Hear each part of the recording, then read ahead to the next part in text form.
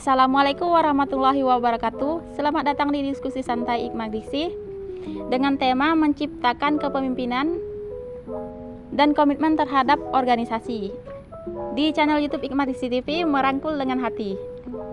Perkenalkan, nama saya Asmini dari jurusan Teknologi Pertanian Prodi D4 Budidaya Tanaman Perkebunan di Politeknik Negeri Pontianak. Di organisasi Hikmah Diksi, saya diamanakan sebagai anggota media dan informasi. Nah, kawan-kawan, di sini saya juga ditemani oleh narasumber kita, yaitu Kak Rusita. Biar nggak penasaran lagi, ayo kita kenal langsung sama Kak Rusita. Assalamualaikum, Kak. Waalaikumsalam warahmatullahi wabarakatuh. Gimana kabarnya, Kak? Alhamdulillah baik. Adi gimana? Alhamdulillah baik, Kak. Silakan duduk, Kak. Nah, kawan-kawan, di samping saya sini sudah ada narasumber kita, yaitu Kak Rusita. Beliau merupakan sekretaris Hikmah Diksi tahun 2017 sampai 2018. Merupakan ketua Hikmah Diksi juga pada tahun 2018 sampai 2019 dan merupakan DP3O Hikmah Diksi pada periode 2019 sampai 2022. Nah, untuk lebih jelasnya lagi nih, untuk Kak Rusita mungkin bisa memperkenalkan dirinya terlebih dahulu kepada kawan-kawan. Kepada Kak Rusita saya persilakan. Bismillah, perkenalkan nama saya Rusita. Saya alumni Polnep tahun 2020. Saya prodi D4 Manajemen Perkebunan, jurusan Teknologi Pertanian. Alhamdulillah untuk organisasi Hikmah Diksi sendiri saya mengabdi kurang lebih 6 tahunan, yang mana tadi sudah disebutkan oleh saudara Asmini ya. Nah, berhubung narasumber kita sudah ada di depan, di samping saya, Kak Rusita, maka bolehlah ya kita langsung masuk ke sesi pertanyaan. Untuk yang pertanyaan pertama, organisasi apa saja sih yang pernah kakak ikuti selama kuliah di Politeknik Negeri Pontianak, serta apa sih motivasi kakak dalam mengikuti organisasi tersebut? Baik, bismillah. Untuk organisasi sendiri, kakak dulunya pertama memang dibilang abang kakak tuh 3 organisasi. Yang mana tuh yang pertama kakak ada ikut HMJTP, yang kedua kakak ada ikut IMSA, yang ketiga kakak Hikmah Diksi. Sebenarnya untuk organisasi lebih aktifnya sendiri kakak belum punya gambaran karena kita kan wajib organisasi ya, kan kemarin kan. Jadi itu untuk sendiri ya udahlah ngikut-ngikut gitu, coba-coba dulunya. Jadi untuk yang lebih aktif sendiri, untuk organisasi HMJ kakak kurang aktif, hanya 1 kali pertemuan.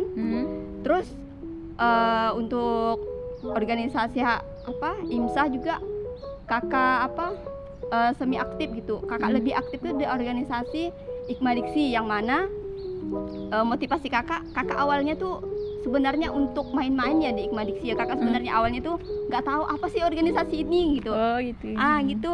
Jadinya tuh untuk pertamanya kakak cerita ya. Jadi dulunya tuh kan ada yang namanya tuh expo, yang mana expo ya udahlah coba-coba gitu kan. Kami kan biasanya kan daftar tuh kan bertiga kan. Iya, Kak. Bertiga dengan kawan biasanya tuh. Jadi singkat ceritanya daftar maunya kan 2 organisasi kan. Satu untuk jurusan yaitu HMJ, satunya untuk agama. Ketiga nih sebenarnya nggak mau nambah karena banyak gitu dan bakalan sibuk gitu kan. Tahu-taunya ini sebenarnya ada dengar nih kata kakak senior bahwasanya Hikmah Diksi nih katanya nggak sibuk, katanya numpang numpang doang katanya kan. Jadi daftarlah gitu karena kan wajib organisasi kan. Jadi daftar nih, tahu-taunya ketika udah berjalan gitu kan, tahu-taunya yang semula tuh mau nyoba-nyoba, kepilih juga jadi lebih aktif di organisasi Hikmah Diksi. Terus tuh jadi sekretaris dipilih. Dan sebenarnya untuk mencalonkan tuh jujur ya terpaksa sebenarnya di story itu. Jadi karena kemarin untuk hanya ngikut-ngikut gitu kan. Karena untuk motivasi sendiri kakak belum punya gambaran. Karena karena kita juga katanya kan dilatih gitu kan. Dan alhamdulillahnya gitu untuk pemilihan kemarin kakak juga nggak percaya kakak sendiri gitu nggak jadi ketua IKMA Diksi, padahal tuh kawan-kawan masya Allah public speakingnya bagus, organisasinya bagus. Kalau kakak nih ngomong tuh kayak gitu, jadi kawan-kawan tuh kayak nggak percaya gitu, orang ya nggak percaya apalagi kakak gitu deh. Iya kak. Jadi untuk motivasinya sendiri, karena alhamdulillah, karena kan Allah kan nggak mungkin salah pilih pundak kan ya. Betul. Jadi dalam hati kakak nih ketika itu tuh kan mubas kan, kakak tuh nggak tahu kalau kakak tuh jadi ketua IKMA Diksi gitu kan. Kakak tuh menangis gitu, wah ini amanah nih, berat nih gitu. Jadi kakak berjanji dan kakak ngomong gitu dengan pengurus bahwasanya kalian yang akan memilih saya, insya Allah saya tidak akan pernah mengecewakan kalian yang memilih saya gitu. Jadi kakak selalu mencoba nih harus belajar gitu deh. Jadi kakak menanya nih, misalnya sama ketua sebelumnya gitu. Jadi kakak nanya-nanya, kakak juga belajar. Jadi kakak dulunya nggak tahu apa itu susun acara, karena kan sekretaris kan buat kan, nggak pernah menjadi kepanitiaan. Kalau dulunya kan nggak pernah jadi MC ataupun yang lain, tok khusus sekretaris gitu deh. Jadi salah satu motivasi kakak tuh dari situ deh, dari misalnya lingkungan juga sama amanah juga sih boleh dikatakan.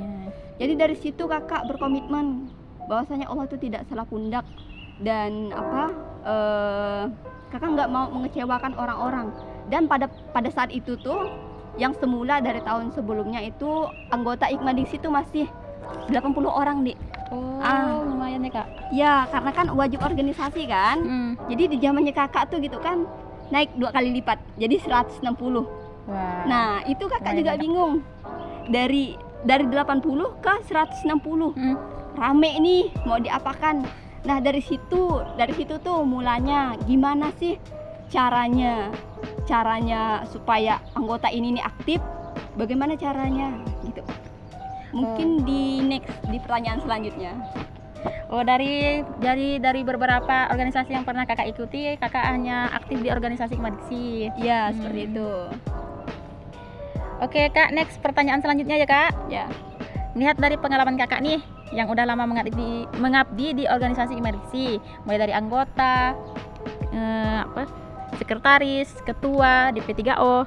Apa sih komitmen kakak sehingga bisa selalu aktif dalam organisasi IKMA Diksi, serta bagaimana cara kakak memanajemen waktu kakak? Nah untuk komitmen sendiri, karena kan kakak kan dipilih menjadi seorang ketua ya. Dan yang namanya ketua tuh pasti selalu abadi gitu, pasti akan dilihat, disorot gitu, baik itu gerak-geriknya. Dan kakak nih nggak mau gara-gara kakak ketua IKMA Diksi yang lainnya tuh mengikut gitu, pasti yang lainnya tuh ngikut, masa sih ketua IKMA Diksinya gini. Jadi kakak tuh berkomitmen, saya selaku ketua IKMA Diksi bukan diri saya sendiri gitu. Saya ini membawa nama baik organisasi, jadi saya harus profesional gitu untuk menjadi seorang ketua. Bahwa untuk yang semulanya kakak nih ego sekali ya, sekali kakak. Jadi gimana supaya kakak tuh lebih gak ego gitu. Dan juga kan ketua IKMA Diksi ini kan kita manajemen berjenjang kan. Misalnya untuk apa-apa tuh kita biasanya selalu sharing dan nggak terputus gitu untuk organisasi ini. Dan kakak nggak mau jadi ketua IKMA Diksi nanti dikenang nggak baik gitu. Jadi apa yang bisa kakak lakukan dengan optimal gitu.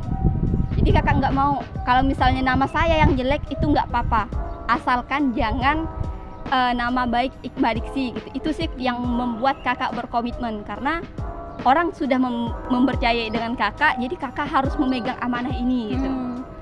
Jadi dalam berkomitmen ini kita harus menjaga kepercayaan orang lain yang telah memberikan kepercayaan kepada diri kita ya kak, sebagai ketua. Seperti itu. Oke kak, next pertanyaan selanjutnya ya kak. Kan kakak pernah nih jadi ketua IKMA Diksi. Nah, bagaimana sih prinsip-prinsip kakak dalam kepemimpinannya? Nah, prinsip kakak tuh sebenarnya kakak tuh nggak mau kan kita kan harus mengayomi kan dek. Kita harus mengayomi, kita buat dulu nyaman orang, kita ambil dulu hatinya. Kalau orang itu udah kita ambil hatinya, kita enak untuk menyuruh. Jadi saya nih harus memberikan contoh dulu untuk orang lain, baru orang lain akan melakukan. Kalau misalkan kakak nih nggak mau, kakak menyuruh orang misalnya jangan pacaran, tapi kakak sendiri pacaran. Oh iya. Kakak tuh nggak mau seperti itu. Jadi saya nih ketua loh, jadi saya harus memberikan contoh. Kayak misalkan untuk kuliah, jadi kakak nih masa sih di kita kan setidaknya IPK kita kan harus di atas kan. Jadi nanti kakak seorang ketua tuh kan pastinya figur kan, yang mana tuh setidaknya pasti menjadi sorotan untuk anggota-anggotanya. Jadi kakak tuh harus optimal, baik itu dari belajarnya, ngerjakan tugas, ataupun dari contoh-contoh kakak kehidupan sehari-hari. Nggak secara langsung nih, pasti orang-orang tuh akan ngelirik kita gitu. Jadi kakak tuh cara kakak bagaimana untuk supaya anggota ini nyaman untuk memimpin kakak memberikan contoh dulu. Habis itu kakak memperjuangkan hak mereka, apa sih yang mereka mau gitu. Jadi kakak di situ tuh ada ya munculnya yang namanya SP di situ. SP surat peringatan itu khusus kita bedakan, khusus untuk mereka yang setidaknya kurang aktif. Dan kakak memberikan di situ yang namanya reward khusus orang yang setidaknya aktif gitu. Kenapa di sini adanya reward? Kita nih setidaknya memang sih reward itu nggak seberapa kan. Cuman tuh kadang kalau seseorang dikasihkan reward nih Dek, pasti dia tuh merasa senang gitu, merasa dihargai. Seperti itu. Begitu juga dengan sebaliknya. Kalau misalnya antara aktif dengan yang nggak aktif nih, kalau kita samakan, itu tuh pasti ada di situ tuh ketimbangan. Makanya di situ ada SP, ada Ikmadisi Award di situ. Jadi kita harus membedakan dulu mana harus adil, memberikan keadilan untuk anggota. Jadi anggota maunya apa, jadi kita pertimbangkan dulu mana yang baik, mana yang enggak. Dan juga kita harus terbuka dengan anggota. Jadi nggak harus memeras anggota seperti itu deh.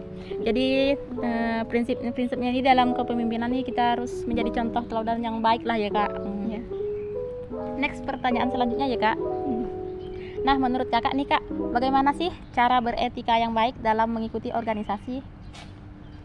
Sebenarnya untuk etika yang baik tuh nggak tahu lah ya untuk sudut pandangnya. Kalau menurut kakak pribadi untuk beretika yang baik tuh yang pertama kita harus baik dulu nih dengan anggota kita. Ya jangan sampai itu yang seperti kakak kasih contoh, memberikan contoh dari sendiri, tidak memaksakan kehendak anggota kita. Tahu nih anggota kita misalnya sakit jadi kita tuh ada perhatian simpati di situ. Itu khusus untuk anggota. Untuk beretika dengan lembaga, kayak kita menjalin sebuah ada yang namanya situ kerjasama, tali silaturahim di situ kan. Jadi bagaimana supaya kita tuh organisasi kita ini dipandang baik, yaitu dengan kita misalnya apa yang lembaga mau ya kita laksanakan gitu. Jangan juga memberontak. Jadi kita lakukan dengan apa yang mereka mau, dan kita loyal juga. Kalau kita loyal, lembaga juga suka kalau kita loyal. Dan juga untuk etika misalnya kayak seperti membangun kerjasama ke organisasi lain, itu tuh alhamdulillah kita tanya dulu nih kan, karena yang mewajibkan sebagian besar nih kan yang banyak ikut organisasinya itu kan mahasiswa bidik misi dulunya. Sekarang kan KIP kan. Itu tuh dari kita gitu, maksudnya dari kebijakan dari Pudir sendiri maupun dari Polnep sendiri. Nah kita sebagai organisasi Ikmadisi yang mengayomi ini, bagaimana supaya ini nih terapkan seperti organisasi lain nih. Jangan sampai gitu kita sebagai wadahnya tidak memberikan contoh yang baik. Jadi kita selaku organisasi Ikmadisi ini harus memberikan contoh juga, memberikan contoh yang baik. Jadi kita kumpulkan di situ orangnya, kayak organisasi kita jalin silaturahmi dengan mereka. Kita tanya apa sih keluh kesah mereka selaku ketua yang menghadapi mahasiswa bidik misi yang hanya numpang nama gitu. Nah di situ kita kerjasama, kita diskusi bagaimana cara untuk mengatasi hal tersebut. Dan juga nih kalau misalnya mereka perlu kita bantu gitu deh. Jadi untuk membangun itu tuh udah enak. Jadi ketika kita bilang minta bantuin ini ya, kita bantu gitu juga dengan mereka seperti itu. Nah, untuk pertanyaan selanjutnya nih Kak, dalam perkuliahan kan nih kan kita kan biasa kan ada sibuk nugas, capek gitu kan. Nah, bagaimana sih menurut Kakak cara menumbuhkan semangat antusias kita dalam berorganisasi? Untuk semangat sendiri sih sebenarnya tergantung dari tujuan awal kita. Karena tujuan awal kita tuh yang menentukan. Memang sih pertama-tamanya kakak tuh awalnya kurang suka di organisasi kan. Namun ketika udah berjalan kakak tuh udah tahu tujuan kakak ini gitu. Tujuan kakak tuh setidaknya untuk mengembangkan hikmah diksi untuk organisasi, ya udah saya akan mengabdi di organisasi hikmah diksi. Dan juga untuk kuliahnya sebenarnya tuh bagi orang yang memang mau berorganisasi deh, dia akan menghalalkan 1001 cara untuk bagaimana supaya dia bisa melakukan pekerjaan itu. Sebenarnya nggak ada alasan untuk banyak tugas, banyak ini. Kalau orang yang memang udah nggak mau tuh pasti memakai banyak cara untuk misalnya maaflah tugas ini katanya. Jadi untuk kakak sendiri tuh alhamdulillah untuk IPK sendiri kakak udah setidaknya di atas rata-rata lah gitu kan. Jadi untuk tugas alhamdulillah untuk kawan-kawan sendiri termasuk yang tercepat gitu. Jadi itu nggak juga menjadi alasan kakak untuk ini. Jadi untuk rapat tidak kakak membatasi. bisa. Jadi terkadang nih gini untuk kita memanajemen waktu. Mana yang lebih urgent, mana yang enggak. Jadi kita prioritaskan dulu mana yang kewajiban kita dulu. Di sini ada enggak? Jadi kita bisa keduanya. Jadi kakak dulu tuh kakak ke organisasi juga. Jadi terasa nikmat itu tuh organisasi tuh terasa nikmat gitu. Bagaimana secapek apapun, jadi kayak udah terkesan hobi, senang melakukannya itu senang deh. Jadi untuk dengan kawan-kawan di kelas juga enak, dengan kawan organisasi juga enak. Jadi sama-sama seimbang. Jadi untuk meningkatkan semangat kita, terutama kalau misalkan kita banyak tugas lah ya, kalau kita udah memasuki organisasi yang kita pilih, setidaknya kita sudah bertanggung jawab atas pilihan kita sendiri. Nah, langsung ke pertanyaan berikutnya ya Kak. Nah, bagaimana sih menurut Kakak apa yang sudah Kakak dapat dari organisasi yang pernah Kakak ikuti? Apakah ada pengaruh dengan pekerjaan Kakak sekarang? Kalau boleh tahu, sekarang Kakak kerja di mana Kak? Alhamdulillah sekarang kakak tuh kerjanya di Munzalan. Itu tepatnya tuh kakak di unitnya, kakak kerja sebagai sekretaris bendahara. Kakak merangkap 3 sekretaris bendahara dan admin di situ. Di admin di bagian TK Munzalan. Untuk pengaruhnya ya dari organisasi, kakak tuh sangat terasa sekali ketika kakak tuh udah di dunia kerja.